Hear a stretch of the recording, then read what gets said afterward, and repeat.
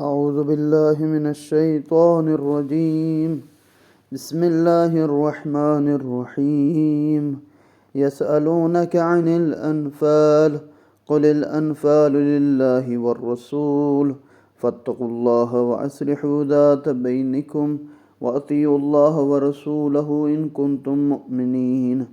إنما المؤمنون الذين إذا ذكر الله وجلت قلوبهم وإذا تليت عليهم آياته زادتهم إيمانا وعلى ربهم يتوكلون. الذين يقيمون الصلاة ومما رزقناهم ينفقون أولئك هم المؤمنون حقا لهم درجات عند ربهم ومغفرة ورزق كريم.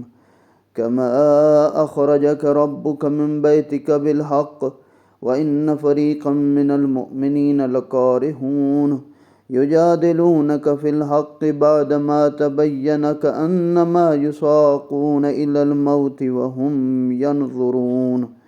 وإذ يعدكم الله إحدى الطائفتين أنها لكم وتودون أن غير ذات الشوكة تكون لكم ويريد الله أن يحق الحق بكلماته ويقطع دابر الكافرين ليحق الحق ويبطل الباطل ولو كره المجرمون.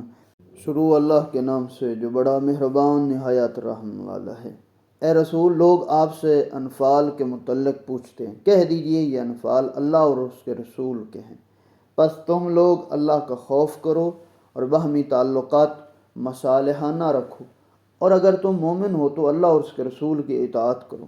مومن تو صرف وہ ہیں جب اللہ کا ذکر کیا جاتا ہے تو ان کے دل کانپ جاتے ہیں، اور جب انہیں اس کی آیات پڑھ کر سنائی جاتی ہیں تو ان کے ایمان میں اضافہ ہوتا ہے اور وہ اپنے رب پر بھروسہ کرتے ہیں۔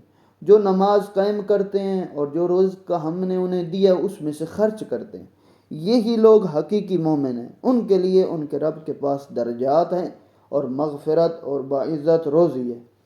انفال کے بارے میں صورتحال ویسے ہی ہے جیسے آپ کے رب نے آپ کو حق کے ساتھ گھر سے جنگ کے لیے نکالا، جب کہ یہ امر مومنوں کی ایک جماعت پر سخت گراں گزرا تھا۔ حق ظاہر ہو چکنے کے بعد یہ لوگ آپ سے حق کے بارے میں الجھ رہے تھے، گویا وہ موت کی طرف ہانکے جا رہے ہوں جس کو وہ دیکھ رہے ہوں۔ اور وہ وقت یاد کرو جب اللہ تم لوگوں سے وعدہ فرما رہا تھا کہ دو گروہوں میں سے ایک تمہارے ہاتھ آ جائے گا، اور تم چاہتے تھے کہ غیر مسلح گروہ تمہارے ہاتھ آ جائے، جبکہ اللہ چاہتا تھا حق کو اپنے فرامین کے ذریعے ثبات بخشے، یعنی ثابت کرے، اور کافروں کی جڑ کاٹ دے تاکہ حق کو ثبات مل جائے اور باطل نابود ہو جائے، خواہ مجرموں کو کتنا ہی ناگوار گزرے۔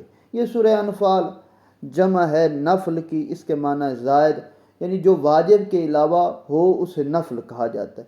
جنگی غنیمت کو انفال کہا جاتا ہے، اور مسلمان جو راہ خدا میں لڑتے ہیں اور غنیمت ایک اضافی انعام ہوتا ہے اسی سورہ انفال کے عنوان سے کہا جاتا ہے۔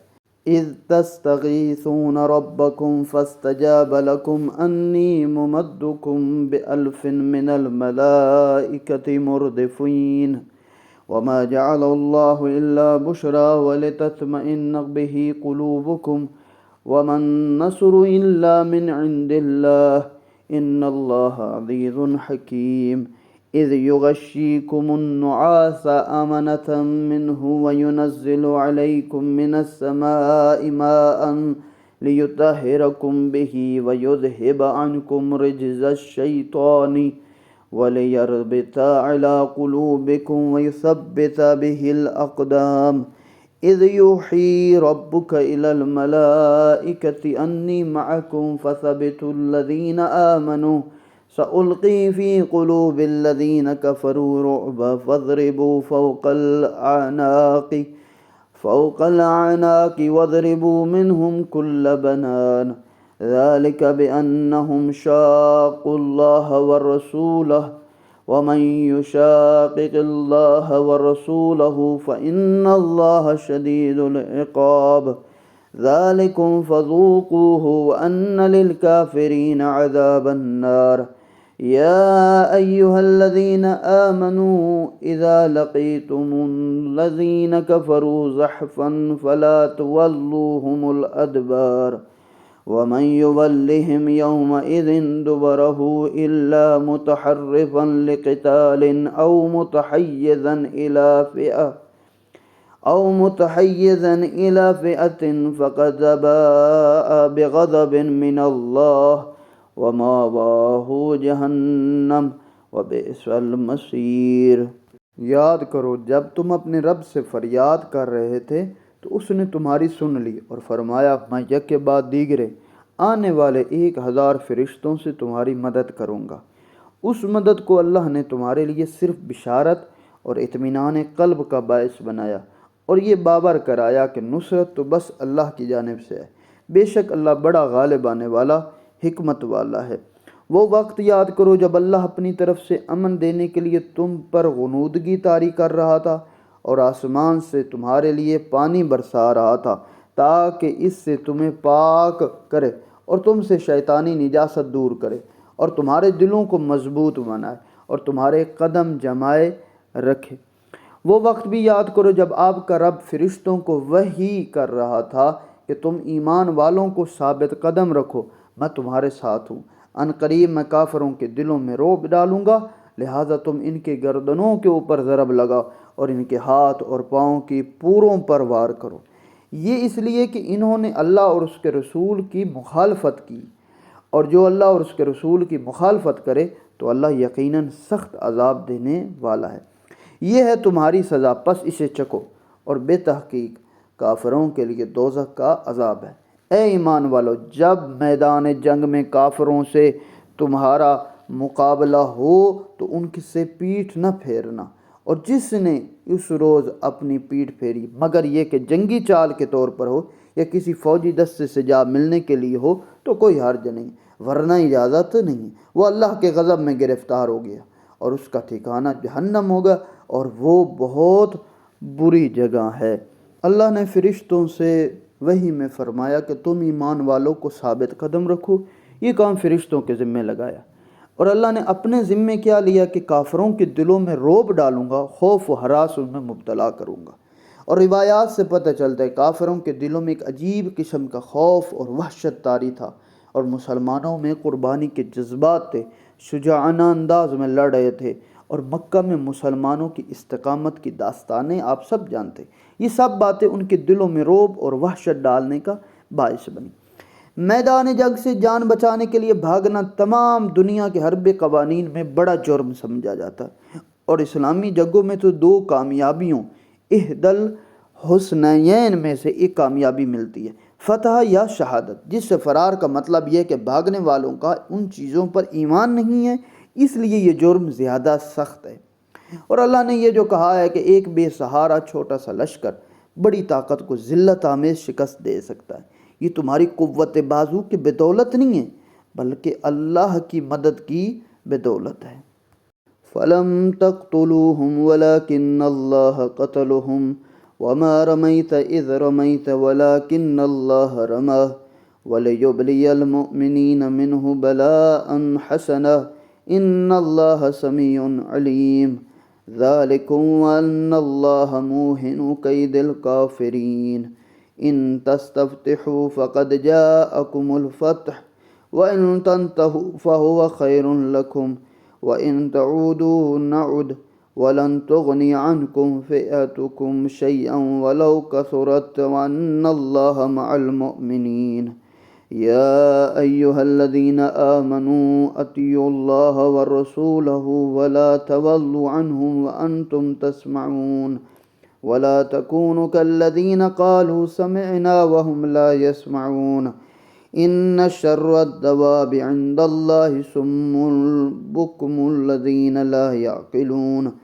وَلَوْ عَلِمَ اللَّهُ فِيهِمْ خَيْرًا لَا أَسْمَعَهُمْ وَلَوْ أَسْمَعَهُمْ لَتَوَلَّوْا وَهُمْ مُعْرِضُونَ يَا أَيُّهَا الَّذِينَ آمَنُوا اسْتَجِيبُوا لِلَّهِ وَلِلرَّسُولِ إِذَا دَعَاكُمْ لِمَا يُحْيِيكُمْ وَاعْلَمُوا أَنَّ اللَّهَ يَحُولُ بَيْنَ الْمَرْءِ وَقَلْبِهِ وَأَنَّهُ إِلَيْهِ تُحْشَرُونَ واتقوا فتنة لا تصيبن الذين ظلموا منكم خاصة واعلموا ان اللہ شدید العقاب۔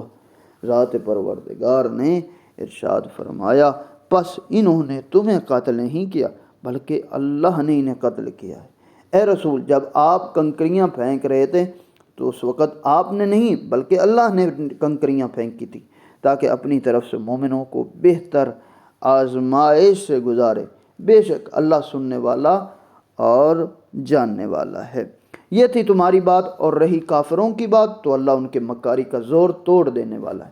کافروں سے کہہ دو کہ اگر تم فیصلے چاہتے ہو تو فیصلہ تمہارے سامنے آ گیا، اب اگر تم باز آ جاؤ تو تمہارے لیے بہتر ہے، اور اگر تم نے اس جرم کا اعادہ کی یعنی دوبارہ اس کو کیا اور مسلمانوں کے خلاف جنگ کی تو ہم بھی اس سزا کا اعادہ کریں گے، اور تمہاری جماعت کثیر ہو بھی تو تمہارے کسی کام نہ آئے گی، اللہ مومنوں کے ساتھ ہے۔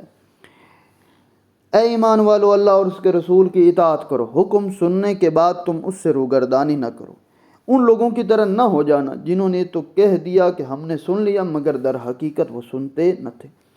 اللہ کے نزدیک تمام حیوانوں میں سے بدترین یقیناً وہ بہرے گونگے ہیں جو عقل سے کام نہیں لیتے۔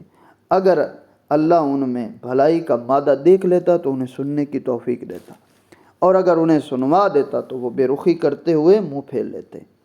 اے ایمان والو، اللہ اور اس کے رسول کو لبیک کہو، اور وہ تمہیں حیات آفرین باتوں کی طرف بلائیں، اور جان لو کہ اللہ آدمی اور اس کے دل کے درمیان حائل، اور یہ بھی کہ تم سب اسی کی طرف جمع کیے جاؤ گے۔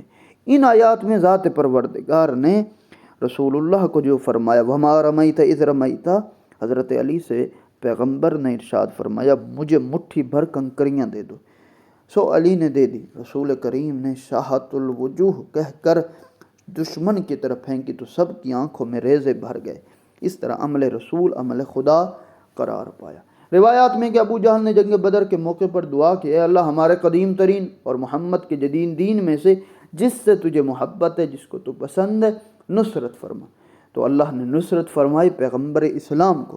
تب اللہ نے یہ کہا کہ جو فیصلہ تم چاہتے تھے وہ ہو گیا، اور نصرت تمہیں مل گئی کہ پیغمبر اسلام کو نصرت مل گئی اور تم شکست کھا گئے۔ اور ان آیات میں کافروں کی مذمت کرتے ہوئے فرمایا تمام جاداروں میں سے بدتر وہ لوگ ہیں جو عقل شعور ملنے کے باوجود عقل سے کام نہیں لیتے، اور اللہ کو ایسے جو لوگ عقل سے کام نہیں لیتے بہت ہی ناپسند ہے۔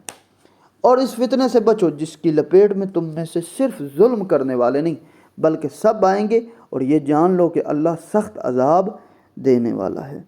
وَاذْكُرُوا إِذْ أَنْتُمْ قَلِيلٌ مُسْتَضْعَفُونَ فِي الْأَرْضِ تَخَافُونَ أَنْ يَتَخَطَّفَكُمُ النَّاسُ فَآوَاكُمْ وَأَيَّدَكُمْ بِنَصْرِهِ وَرَزَقَكُمْ مِنَ الطَّيِّبَاتِ لَعَلَّكُمْ تَشْكُرُونَ۔ يا أيها الذين آمنوا لا تخونوا الله والرسول وتخونوا آماناتكم وأنتم تعلمون واعلموا أنما أموالكم وأولادكم فتنة وأن الله عنده أجر عظيم۔ يا أيها الذين آمنوا إن تتقوا الله يجعل لكم فرقانا ويكفر عنكم سيئاتكم ويغفر لكم والله ذو الفضل العظيم۔ وإذ يمكر بك الذين كفروا ليثبتوك أو يقتلوك أو يخرجوك ويمكرون ويمكر الله والله خير الماكرين۔ اور وہ وقت یاد کرو جب تم تھوڑے تھے اور تمہیں زمین میں کمزور سمجھا جاتا تھا، اور تمہیں خوف رہتا تھا کہ مبادا ہرگز لوگ تمہیں ناپید کر دیں یعنی تمہیں ختم کر دیں، تو اس نے تمہیں پناہ دی اور اپنی نصرت سے تمہیں تقویت پہنچائی اور تمہیں پاکیزہ روزی عطا کی تاکہ تم شکر کرو۔ اے ایمان والو، اللہ اور اس کے رسول کے ساتھ خیانت نہ کرو، اپنی امانتوں میں بھی خیانت نہ کرو، حالانکہ تم جانتے ہو، اور جان لو کہ تمہارے اموال اور تمہاری اولاد آزمائش ہے، بے شک اللہ ہی کے ہاں اجر عظیم ہے۔ اے ایمان والو، اگر تم اللہ سے ڈرو تو وہ تمہیں حق و باطل میں تمیز کرنے کی طاقت عطا کرے گا اور تمہارے گناہوں کو مٹا دے گا اور تمہیں بخش دے گا، اور اللہ بڑے فضل والا ہے۔ اور وہ وقت یاد کرو جب یہ کفار آپ کے خلاف تدبیریں سوچ رہے تھے کہ آپ کو قید کریں یا آپ کو قتل کریں، یا آپ کو نکال دیں۔ اور وہ اپنی چال سوچ رہے تھے اور اللہ اپنی تدبیریں کر رہا تھا، اور اللہ سب سے بہتر تدبیر کرنے والا ہے۔ ان آیات میں رسول اللہ کو مکی زندگی یاد دلائی جا رہی ہے کہ جہاں بہت سارے مسلمانوں کے ساتھ سخت رویہ ہوتا تھا، اور اللہ نے فرمایا کہ ہم نے تمہیں بچا لیا، مسلمانوں کو بچا لیا۔ اور اسی طرح مال و اولاد خود مقصد ہیں یا رضائے رب کا ذریعہ ہیں۔ اس کی مثال کشتی اور پانی کی ہے۔ پانی اگر کشتی کے نیچے رہے تو پار ہونے کا بہترین ذریعہ ہے، اگر یہی پانی کشتی کے اندر آ جائے تو غرق ہونے کا سبب بنتا ہے۔ یعنی اگر یہ مال اولاد انسان کا صرف مقصد بن جائیں تو یہ انسان کے خسارے کا سبب بنتے، اسی پانی کی طرح جو کشتی میں آ جائے۔ لیکن اگر یہ ذریعہ رضا الہی ہو تو پھر انسان کامیاب ہو سکتا ہے۔ اور یہ آخر پہ ذات پروردگار نے ارشاد فرما کہ اگر اہل تقوی ہو جاؤ گے تو متقی بنو گے تو میں تمہیں حق و باطل کی تمیز کرنے کی طاقت عطا کروں گا، یعنی فرقان عطا کروں گا، اور انسان کے گناہ مٹ جائیں گے۔ جتنا انسان متقی پرہیزگار ہوگا اس حق اور باطل کی پہچان ہوگی۔